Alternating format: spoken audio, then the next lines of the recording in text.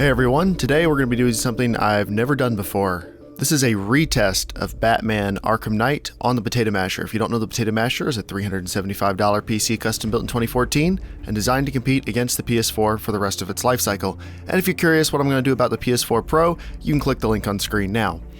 Now, Arkham Knight was terrible when it released on PC. Great game, but it ran terribly. You guys might remember it stuttered even with the recommended 8GB of RAM I added to the Masher just to see if it would run. Nope, the RAM usage kept spiking and then it would start stuttering, and there were just all kinds of issues. Now, if you had a strong enough computer to brute force the game, you could still have a pretty decent time, but if you were anywhere close to the minimum or recommended specs, the game just didn't work reliably. And after quite a few patches, you guys have encouraged me to give it another look. A couple of you, I think, have been playing it since then, and you said it's gotten a lot better. So I checked it out, and I'm happy to say it is a lot better. Here, I'm playing at 1080p and roughly medium settings. Now, one thing I don't like that the game does is it locks you out of certain higher graphics options if it deems that your hardware is not good enough, which I don't really like because it doesn't let you make some of those decisions yourself, but I'm running at mostly medium. There are only 3 main graphics options besides the post-processing, and each of them only have 3 levels.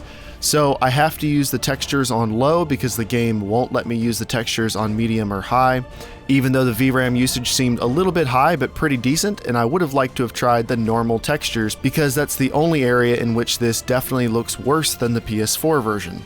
Another thing I don't like is that there's only one anti-aliasing option, and it just says anti-aliasing on or off. And I'm guessing that's some sort of temporal anti-aliasing because it has the same smeared Vaseline look that temporal anti-aliasing tends to have in other games like Need for Speed. So as you can see here it is with the anti-aliasing off and all other post-processing options on, and here's the game again with anti-aliasing on.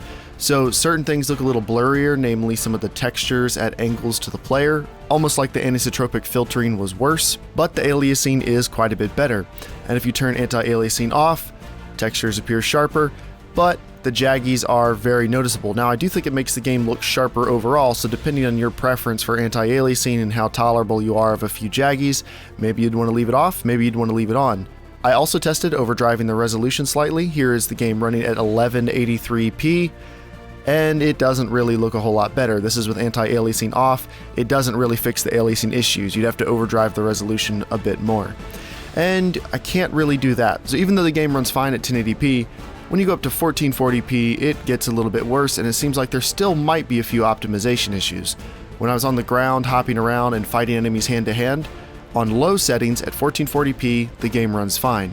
However, when you get on top of the rooftops, when you start gliding over the city, stuff like that, the frame rate starts to drop, and not only does it drop into the low 20s or 20 itself, the GPU usage also drops, so the GPU isn't being fully utilized. So it seems like there's a little bit of an optimization issue or possibly a bottleneck, I can't quite tell, just by using MSI Afterburner, and I didn't extensively test it because I was mostly just curious if you could do it. So I feel like if there were a few more graphics options to tweak, or if there were a few optimization issues that could be worked out, the Masher could do 1440p at low settings, and it still looks pretty good.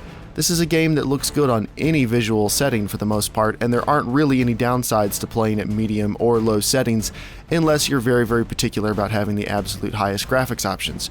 I also tried dropping the settings to low and the resolution to 720p in order to hit 60 FPS, and the Masher just isn't strong enough.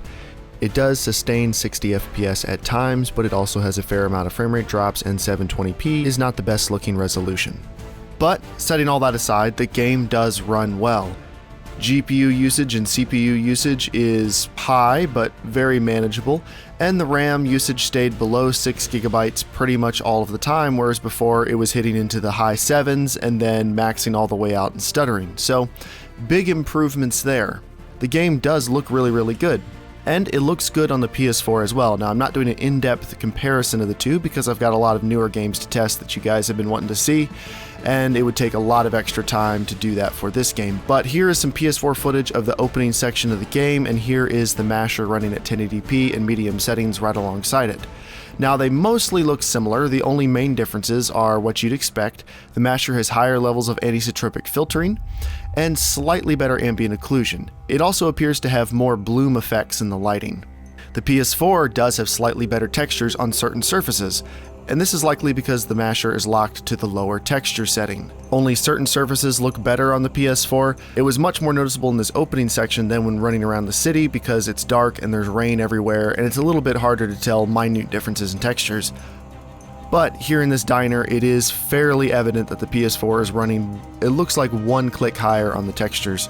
So it's worth looking at, but again, I'm not doing an in-depth comparison here, so there might be more stuff that I'm not aware of. And this is by no means a comprehensive review, it's just a quick retest. If it hadn't been so long since the game's release before I got working, I might have done a full review, but as it is, there are more games that I need to devote my time to, and this is just a quick follow-up for people who are interested. If you guys have any questions or you're wondering anything about the potato masher, you can check out links in the description of this video or go check out other reviews, full reviews, previews, pre-release stuff, anything like that in the potato masher playlist. Thank you guys for watching and have a great day.